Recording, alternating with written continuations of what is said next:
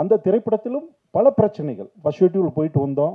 Second schedule நகர்ற மாதிரியே தெரியல. முடியெல்லாம் வளர்ந்து வளர்ந்து சாமியார் லெவலுக்கு பெருசாக போயிடுச்சு. அப்போ என்ன அப்படின்னு விசாரிச்சா, திரைப்படத்தில் அவர் வந்து தயாரிப்பாளராக அடுத்த ஷெட்யூல் தயாரிப்பாளராக களமிறங்குறாரு. அதே படத்தை டேக் ஆஃப் ஆகுது. சென்னைக்கு வர்றதுக்கு முன்னாடி வரையில் எல்லா தப்பும் பண்ணுன ஒரு பொறுக்கி அவர். காலத்தின் பேரன்பும் பெரும் ஆசீர்வாதங்களும் நம் அனைவருக்கும் முழுமையாக கிடைக்கட்டும். உங்கள் அனைவருக்கும் என் அன்புகளும் இந்த நிகழ்விற்கு என்னுடைய வாழ்த்துக்களும். 2005 ராம் திரைப்படம். அதில் என் துணைவியார் வந்து ஒரு மிக முக்கியமான கேரக்டரில் நடிச்சிருந்தாங்க. அந்த திரைப்படம் கொடைக்கானலில் படப்பிடிப்பு போயிட்டாங்க.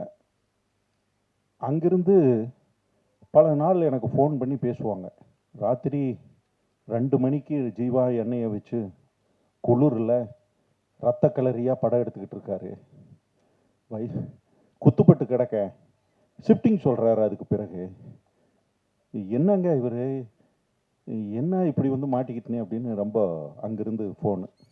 எனக்கு அமீரை பற்றி முன்னாடியெல்லாம் எனக்கு தெரியாது. ஏன்னா அது பழக்கம் இல்லை, நட்பும் இல்லை. நான் சொன்னேன், இல்லை ஒரு இயக்குனர் அது ஏதோ ஒரு மூடில் எடுக்காரு. நம்ம அது வந்து இந்த பக்கம் பொண்டாட்டி நடிகை, அந்த பக்கம் ஒரு செஞ்ச தொழில் இயக்குனருடைய அந்த மனநிலை, இந்த ரெண்டுக்கு நடுவில் சித்திக்கிட்டு நான் இயக்குனர் பக்கம் பேசினா நீங்கள் எப்போதுமே டெக்னீஷியனை தான் பேசுவீங்கன்னு ஃபோனை வச்சுருவாங்க. சரி, இவங்களுக்கு ஆதரவு தோணுனா நம்ம உள் மனசாட்சி குத்திக்கிட்டே இருக்கும். என்னடா இது இப்படி ஒரு இவங்களை வந்து நம்ம பொய்யா சொல்ல வேண்டியது, சமாதானப்படுத்த வேண்டியதே இருக்கேன்னு. அந்த திரைப்படம் பண்ணிக்கிட்டு இருக்கும்போது அவர் தான் தயாரிப்பாளர். சசி வந்து அதில் உதவியாளராகவும் அசோசியேட்டாகவும் இருந்தவர். சசிக்கு வேலை அசோசியேட் ப்ளஸ் அங்கிருந்து கீழே வந்து மதுரையில் பணம் பரட்டிக்கிட்டு போய் மேலே ஷூட்டிங்.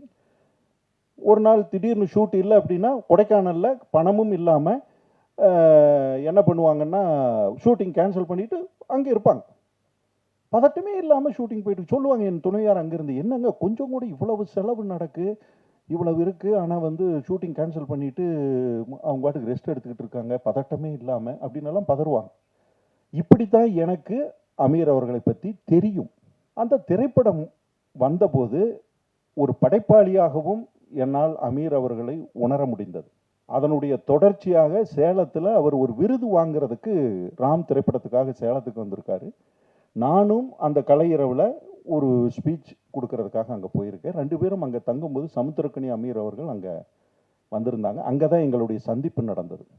அப்போ சொன்னார், நான் பருத்தி வீரன் திரைப்படம் பண்ணுறேன். நான் அப்போ கொஞ்சம் முடியெல்லாம் நீளமாக வளர்த்திருந்தேன். அதை பார்த்துட்டு இந்த ஒரு கேரக்டருக்கு நீங்கள் பண்ணுறீங்களான்னு என்ன கேட்டார். எனக்கு படீர்னு ஞாபகம் வந்தது என் துணைவியாருடைய சம்பவங்கள். ஆகா, ஏற்கனவே ஒரு குடும்பத்தையே வச்சு செய்கிறதுன்னு முடிவு பண்ணிட்டார் போல் இருக்கு அப்படின்னு நினச்சிக்கிட்டு இருந்தேன். அதுக்கு பிறகு அந்த திரைப்படத்தில் நான் உள்ளே போய் பங்களிப்பு செஞ்சேன். அந்த பங்களிப்பு எனக்குள்ள அவருக்கும் எனக்கும் ஒரு நட்பாக மாறியது. நடிகன் இயக்குனர் என்பதை தாண்டி ஒரு நட்பாக மாறியது. அந்த திரைப்படத்திலும் பல பிரச்சனைகள். ஃபர்ஸ்ட் ஷெட்யூல் போயிட்டு வந்தோம். அப்புறம் ஒரு சைப்ரஸ் ராம் திரைப்படத்துக்கு சைப்ரஸ் கார்த்தி அவரும் போய் விருதெல்லாம் கலந்துட்டு வந்தாங்க. பார்த்தா செகண்ட் ஷெட்யூல் நகர்ற மாதிரியே தெரியல. முடியெல்லாம் வளர்ந்து வளர்ந்து சாமியார் லெவலுக்கு பெருசாக போயிடுச்சு எங்களுக்கு. அப்போ என்ன அப்படின்னு விசாரித்தா, திரைப்படத்தில் அவர் வந்து தயாரிப்பாளராக அடுத்த ஷெட்யூல் தயாரிப்பாளராக களமிறங்குறாரு. அதே படத்தை டேக் ஆஃப் ஆகுது. போனால் மறுபடியும் அதே தான். 4 நாள் ஷூட், ஒரு நாள் ரெஸ்ட் இருக்கும். வஞ்சகமே இல்லாமல் திரைப்படத்தை எடுத்துக்கிட்டு இருக்கிற ஒரு இயக்குனர். கஷ்டங்கள் இருக்குது, போராட்டங்கள் இருக்குது. ஆனால் அவருடைய பாதையை விட்டு விலகினதான் எனக்கு தெரியல. அந்த திரைப்படம் சார்ந்த காலகட்டத்தில் ஒரு நடிகனை கடந்து நானும் அவரும் ஒரு நட்பு ரீதியாக உரிமையோடு பேசிக்கொள்ளக்கூடிய ஒரு நபராக நானும் அவரும் எப்போதுமே இருந்திருக்கோம்.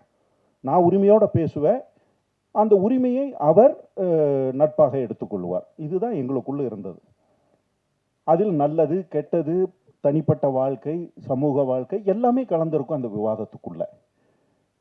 அதனுடைய பருத்தி வீரனுடைய வெற்றி, அந்த வெற்றியில் ஏற்பட்ட பிரச்சனைகள், அதுக்குள்ளே இருந்து அவர் யோகி திரைப்படம் பண்ணும்போது அவர் நடிகனாக உள்ள நுழையினார். எனக்கு ஒரு நடிகனாக அவரை ரொம்ப பிடித்த படம் வந்து யோகின்னு சொல்லுவேன். யோகியில் பார்த்தீங்கன்னா எல்லா டைமென்ஷனும் இருக்கும். ஒரு ஒரு ஒரு கதாபாத்திரத்துக்கு ஒரு நடிகன் தன்னை தானே செதுக்கிக்கிட்டு இந்த மீடியாவுக்குள்ளே வரும்போது அவர் வந்து முழுமையாக அந்த திரைப்படத்தில் வேலை செஞ்சார். அதுவும் அப்படி தான், சின்ன படமாக எடுப்போம்னு ஆரம்பித்து அதுவும் அதே போல தான், வழக்கம் போல் அது ஒரு மிகப்பெரிய படமாகத்தான் அது வந்து சேர்ந்தது. இப்படி தொடர்ச்சியாக அவரோடு நான் பார்த்த வரையிலும் அவருடைய வாழ்க்கையை நான் வந்து தனிப்பட்ட முறையில் நான் பேசும்போது எல்லாரும் திரைப்படத்துக்கு வந்து கெட்டு போவாங்க. ஊரில் நல்ல பையனாக அப்பா அம்மா வளர்த்தன பையனாக இருப்பாங்க. திரைப்படத்துக்கு வரும்போது ஒரு பழக்க வழக்கங்கள் அல்லது திரைத்துறை சார்ந்த சுதந்திரம் எல்லாம் சேர்ந்து அவங்களே கொஞ்சம் அந்த அப்பா அம்மா வளர்த்தன பையன்லேருந்து கொஞ்சம் மாறுபடுத்தி பயணிக்க வைக்கும். ஆனால் இவரை பொறுத்தவரையில் உள்டா, சென்னைக்கு வர்றதுக்கு முன்னாடி வரையில் எல்லா தப்பும் பண்ணணும் ஒரு பொறுக்கி அவர். அப்படித்தான் மதுரை வாழ்க்கை இருந்திருக்கு. ஆனால் சென்னை திரைத்துறைக்குள்ள வரும்போது மிக சிறந்த ஆன்மீகவாதியும் தனி மனித ஒழுக்கத்தோடும் இருக்கிற ஒரு பார்வைக்காக வந்துடுறார். ரொம்ப ஆச்சரியம் அது. அந்த திரைத்துறைக்குள்ள வந்த காலகட்டத்தில் இருந்து எனக்கு ஒரு ஆரம்ப காலகட்டம் தெரியல அவரை. ஆனால் ராம் அப்படிங்கிற படத்தினுடைய தொடர்ச்சி எனக்கு தெரியும் போது முன்னாடி அவருடைய வாழ்க்கையை பற்றி பாலா வந்து என்னுடைய அரை நண்பர் இயக்குனர் பாலா. அப்போ பாலாவும் இவரும் மதுரையில் நண்பர்கள். அப்போ அந்த அந்த ஒரு சுற்று வட்டத்தில் அப்படி வரும்போது எனக்கு இவங்களுடைய வாழ்க்கையை பற்றி முன்ன பின்ன தெரிஞ்சுக்கிறதுக்கான சந்தர்ப்பங்கள் அமையுது. அப்படி பார்த்தா மதுரை வரையிலும் ஒரு வாழ்க்கை, மதுரைக்கு பிறகு பாட்ஷா மாதிரி ஒரு ஃபர்ஸ்ட் பார்ட் ஒன்று, செகண்ட் பார்ட் ஒன்று. அப்போ செகண்ட் பார்ட் எடுக்கும்போது நான் பழக்கங்கள் அங்கே தான் எனக்கு வருது. தனி மனித ஒழுக்கமும் இறை அச்சமும் ஒரு நேர்மையாக தன்னை பயணித்துக் கொள்ள வேண்டும் என்கின்ற அந்த பார்வையும் அவருக்குள் தொடர்ச்சியாக இருந்திருக்கு. நான் இதுவரையிலும் அவர் பார்த்துக்கிட்டு வந்ததில்ல. அவர் அந்த பார்டரை எதுக்காகவும் கடக்க விரும்பல. பணத்துக்காகவோ புகழுக்காகவோ அல்லது இதை விட்டால் நமக்கு கிடைக்காது அல்லது அவங்க மேல பொறாமைப்பட்டோ எதுலையுமே அவர் தன் தனி மனித ஒழுக்கத்தை விட்டு கொடுக்கவே இல்லை. அப்படி எனக்கு தோணும் போதுதான் காலம் ஒரு இன்னைக்கு வந்து அவருக்கு ஒரு செக் வைக்கும்போது என்னால் அதை ஏற்றுக்கவே முடியல. ஏன் ஏற்றுக்க முடியலன்னா, நான் பார்த்த நபர், நான் பழகிய வரையிலும், நான் பகிர்ந்துகிட்ட வரையிலும் இவ்வளவு ஒரு கட்டுக்கோப்பான ஒரு நபர் இதை செய்திருக்க வாய்ப்பே இல்லை, இதற்கு துணை போயிருக்க வாய்ப்பே இல்லைன்னு நான் உறுதியாக நம்புறேன். அந்த நம்பிக்கை வெறும் ஏதோ பழக்கத்துக்காக இல்லை. நான் ஒரு பார்வை, ஒரு சமூக பார்வையாகவும் ஒரு சமூகத்தினுடைய நபர்களை அப்சர்வ் பண்ணுற பார்வையிலையும் பார்க்கும்போது எனக்கு அது ரொம்ப தோணிக்கிட்டே இருக்கும். அப்போ இந்த சம்பவங்கள் நடக்கும்போது அல்லது இந்த சம்பவத்தினுடைய மையப்புள்ளியாக சில விவாதங்கள் வரும்போது அவருடைய அலுவலகத்தில் நான் போய் நோன்பு கஞ்சி குடிச்சிட்டு அவங்களோட உட்காந்து அதே போல முன்னாடி எப்படி இருப்போமோ யதார்த்த லைஃப்ல அதே போல சிரிச்சு காமெடி பேசி கும்மாளமாக இருந்துட்டு தான் வரோம். அந்த லைஃப் தான் தொடர்ந்தது. பதட்டம் இல்லை. ஒரு இவ்வளவு பெரிய பிரச்சனையெல்லாம் இல்லது இவ்வளவு ஒரு பெரிய அட்டாக், நம்ம எதிர்பாராம ஒரு பெரிய அட்டாக் வந்து நம்மளை தாக்கும் போது நம்மளாம் நிலை குலைந்து போயிடுவேன். நானெல்லாம் இருந்தால் செதஞ்சிருவேன். உண்மையை சொல்ல போனால் என்னையெல்லாம் 10 பேர் ஆறுதல் இலவுடு மாதிரி எதையாச்சும் சொன்னா தான் நான் தாங்குவேன்னு நினைக்கிறேன். ஆனால் அவர் மிக நிதானமாக தன்மேல் மேற்க மிகப்பெரிய நம்பிக்கையோடு அதை கடந்து சென்ற விதம் இருக்கு இல்லையா. எனக்கு வந்து இஸ்லாம் நான் வந்து மார்க்கமாக பின்பற்றிய அந்த சமூகத்துக்குள் இல்லை என்றாலும் இஸ்லாத்தை நான் படித்தவன், புரிந்து கொண்டவன். குறிப்பாக நபிகள் நாயகத்தினுடைய வாழ்க்கை, உமர், அபுபக்கர், இப்படி நான் பலதும் சொல்லுவேன். பக்ரு போர்னு ஒரு போர் வந்து இஸ்லாத்தில் மிக முக்கியமான அந்த காலகட்டத்தில் மிகப்பெரிய போர். அது அங்கே வந்து நபிகள் நாயகம் வந்து அந்த போரை அணுகிய விதமும் அந்த கால சூழ்நிலையில் நபிகள் நாயகத்தினுடைய மனநிலையும் எனக்கு இந்த சந்தர்ப்பத்தில் இருக்கும்போது அதெல்லாம் நான் உதாரணங்களாக அப்படி ஒப்பிட்டு பார்க்குற அளவுக்கு எனக்கு சந்தர்ப்பங்கள் அமைஞ்சது இங்கே பார்க்கும்போது.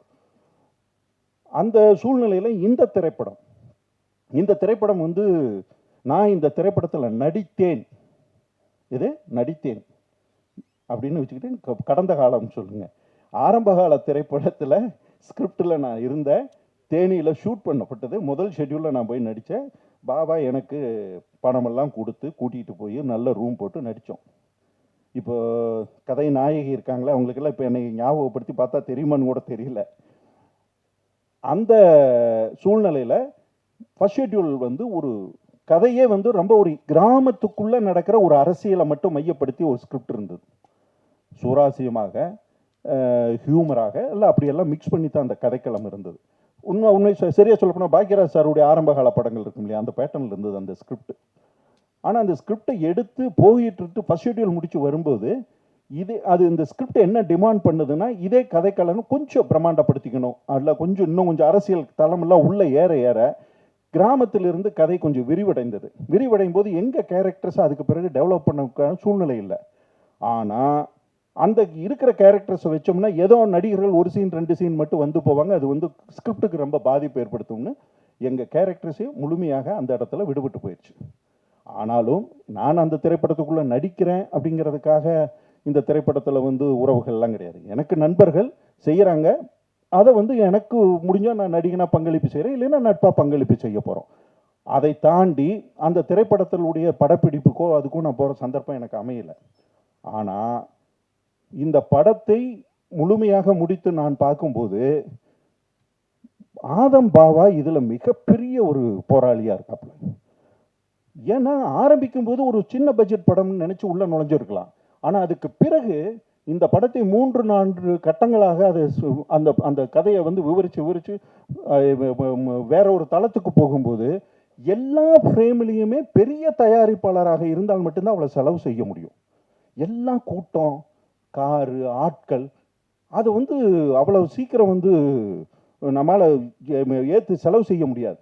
ஆனால் பாவா ஒரு தயாரிப்பாளராகவும் இயக்குனராகவும் இருந்து இந்த ஸ்கிரிப்டை சரியாக இப்படி தான் பண்ணணும், பார்த்துருவோம் அப்படின்னு மிகப்பெரிய போராட்டத்துக்கு இடையில் இந்த படத்தை முழுமை செய்திருக்கிறார்கள்.